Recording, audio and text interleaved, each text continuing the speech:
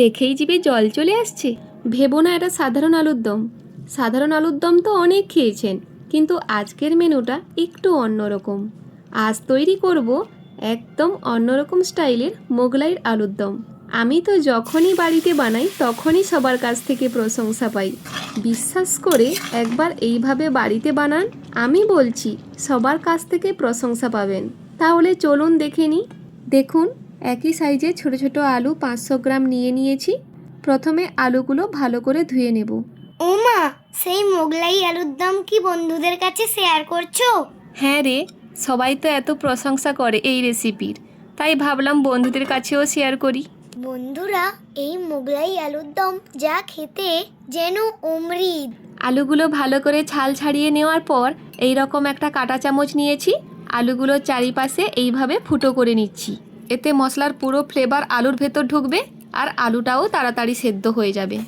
এই রান্নার অনেক ছোট ছোট টিপস আমি শেয়ার করেছি, যা রান্নাটা করতে আরও সহজ হবে। ভিডিওটি লাস্ট পর্যন্ত দেখুন।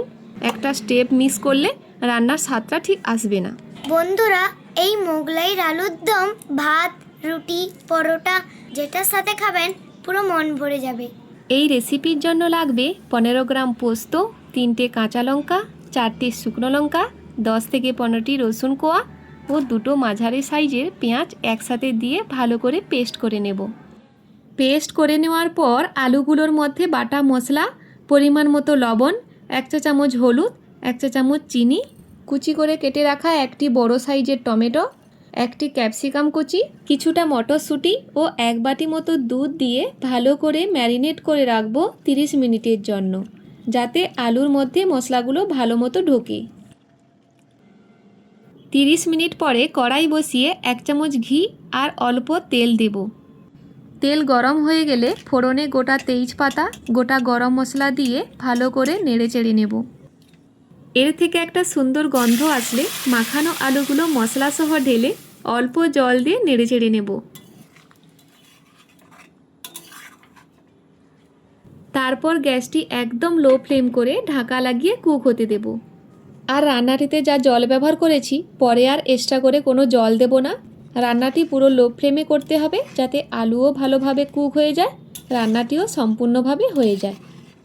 তো বন্ধুরা, এখনো পর্যন্ত যারা যারা এই ছোট্ট বন্ধুর চ্যানেলটিতে সাবস্ক্রাইব করেননি, প্লিজ ভিডিওটিতে একটি লাইক করে চ্যানেলটিতে সাবস্ক্রাইব করে আমার পাশে থাকার অনুরোধ রইল। 20 মিনিট পর দেখুন ঝোলটা কতটা ঘন হয়ে গেছে আর কত সুন্দর একটা কালার চলে এসছে।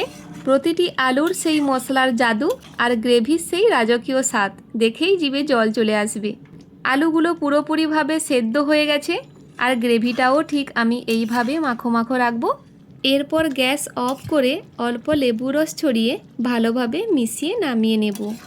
আর ভিডিওটি ভালো লাগলে বাড়িতে বানিয়ে কার কার কাছ থেকে প্রশংসা পেলেন কমেন্টে অবশ্যই জানাবেন।